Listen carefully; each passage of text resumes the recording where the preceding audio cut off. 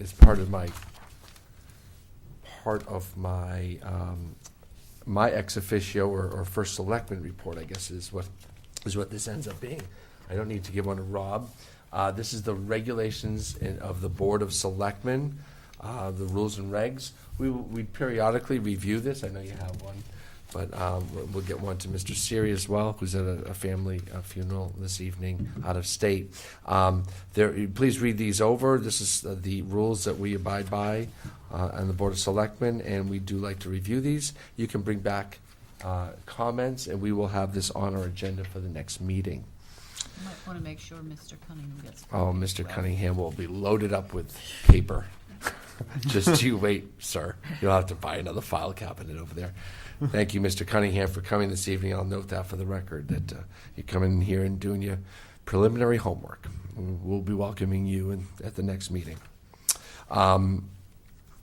We'll also be making appointments to boards and commissions that are up for expiration. Each party will call theirs. I've worked that out with Mrs. Hardy, and the unaffiliated would be called by my office here, our office.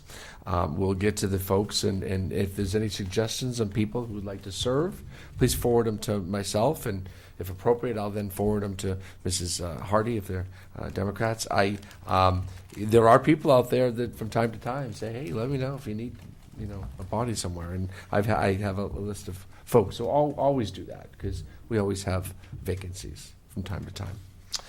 The Smith-Harris boundary will come up on our next agenda. I want to give you a warning on that.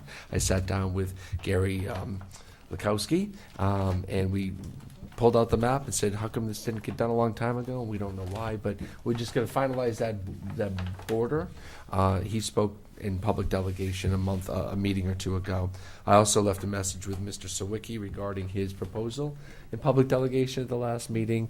We didn't have a voice conversation, but he left a message and I left a message, and I said basically we're still in the process of wrapping up an open space thing that we've already approved town-wide, but has not been purchased yet, and I think it's one step at a time, and there are some other priorities in this town, such as schools and other fire trucks that need to be purchased. So I told him that the timing is not great, and maybe we should talk about this at a future time. You brought up the substance abuse, and it triggered. Nobody's trying to bury that. We have heroin deaths are way up in southeastern Connecticut. I'm not saying that's what your report from the high school will say, but they are. Our police respond to heroin overdoses and deaths often, and that's very, very sad, and that's a trend that's happening around the country. But it's happening here in our community, so be aware of that. Get education, get support, get emotional support, know what to do if a family member or someone close to you has a problem. And you can reach out to my office, and I have resources that I've been collecting for families that have. It's just a natural place for them to go in this town is to call the First Selectman's office. So I've talked to several families in the last month that are struggling deeply with this issue. It's not something we bury, but it's not something that shows up on the front page of the paper all the time either. So it is something we need to have a discussion of. I will welcome CRAC to come in here, and I think we should publicize that as maybe even a public forum on this discussion. We have had that in the past. Mr. Formica at the time did it, and it, the concern there, the only problem I had with that is, I don't want to make this a long meeting, but that it ended up being an Al-Anon meeting of people who are already in the struggling place. It wasn't a prevention meeting, and I got to figure out a way to get the message out. We do have a youth coalition, we call it that, but it really shouldn't be just youth. It's everybody in this town. Drug and Alcohol Coalition that works with CRAC, and we will bring that coalition to a new level and bring some publicity to their cause over the year. I have a meeting with a trolley company out of Old Saybrook, we're gonna just sit down and have a preliminary discussion about what they can offer. We've been talking a lot since our crowded beaches.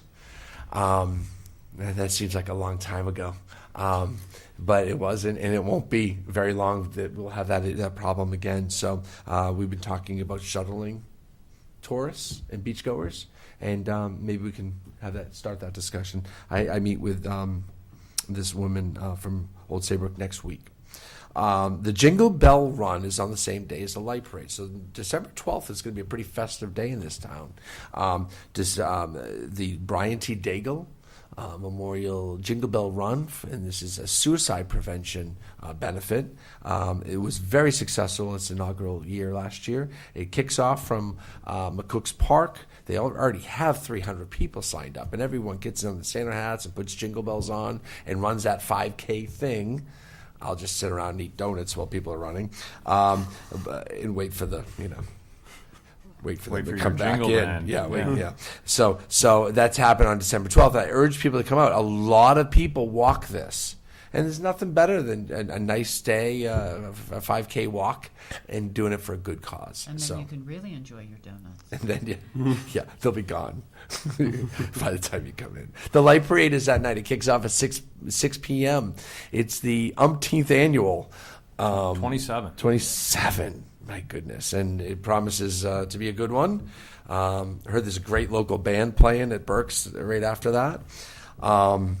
But Light Parade, 6 p.m. it kicks off. We'll pray for some good weather. There is a rain date. If it really looks like bad weather, rain or /snow. I did say the S word there, snow.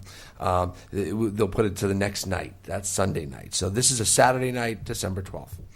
Kiplinger's has a list out of the best places to retire at one town in each state. Guess who came in number one in Connecticut? Can you believe it? We keep on making these lists.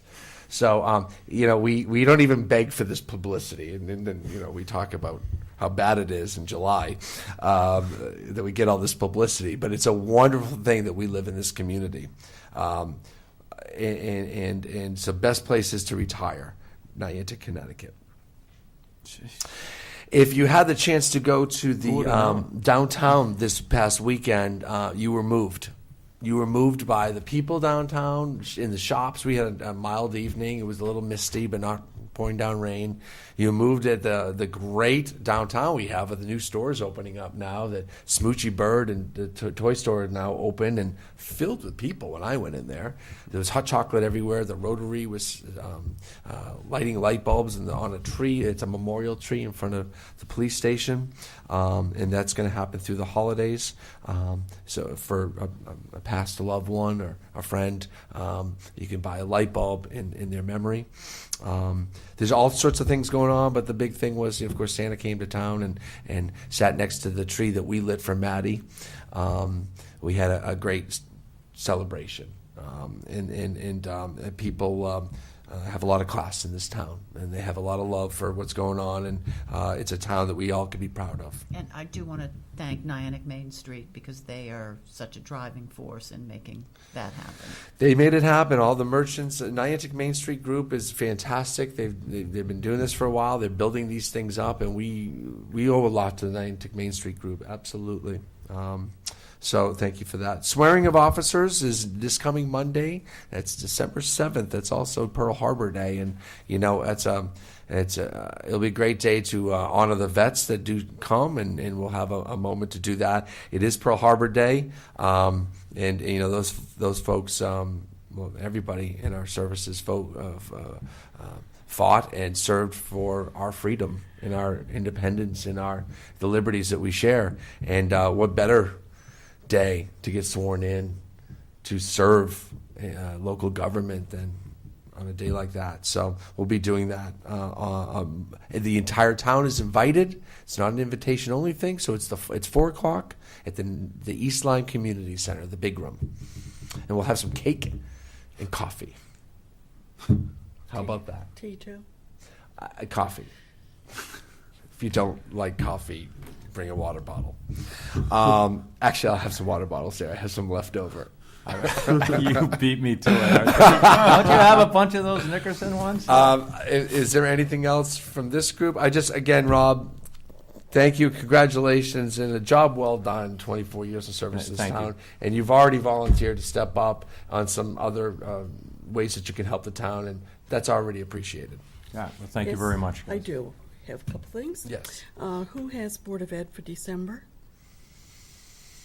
It would have been me, Okay. but I'm going to bow out of that one. Holly, do you want to start off the next rotation? What, January? Oh, for December?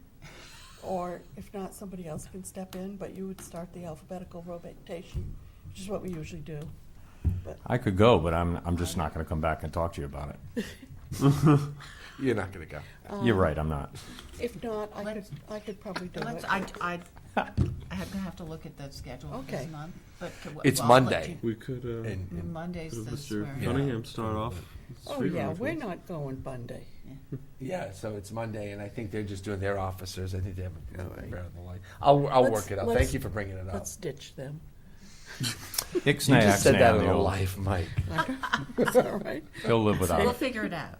I will work it out, and I'll look for a volunteer if they have a second meeting. I think we're not going to be able to make the first meeting.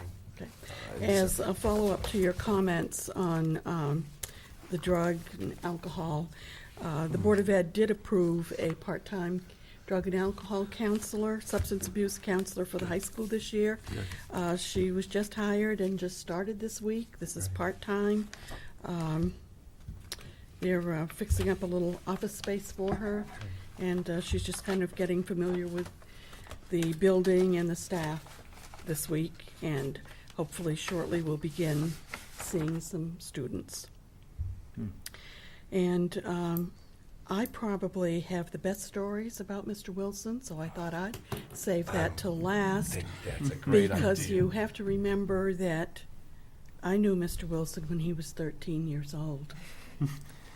That's when it was a middle school, Roseanne. It was a junior high, Well, yeah, and there's a difference. I tried to get. And Mr. Wilson began his political career at that time.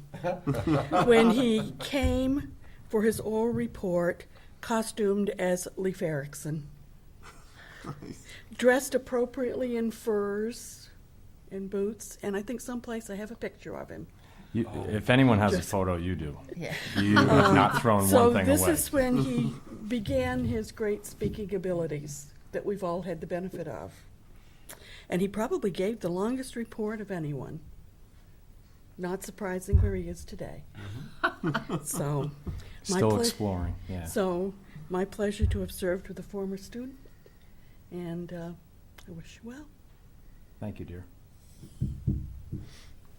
13 years old, can you imagine? And his hair really was red, without a beard. It was- Yeah. He had to have a yeah, fake absolutely. beard, but Yeah. he had it dyed red. Wow, that's great. Are there any any public comments this evening? Hearing, seeing none, I'll let Mr. Wilson make the motion. Motion to adjourn, folks. Second, All in favor, say aye. aye. Aye. We're out. Thank you very all much. for Have a tuning good in. night. Karen. Happy holidays. Karen, do we have something to sign for the public hearing? No, don't. Don't we use? Oh, that No, would've been that my was signature. before. No.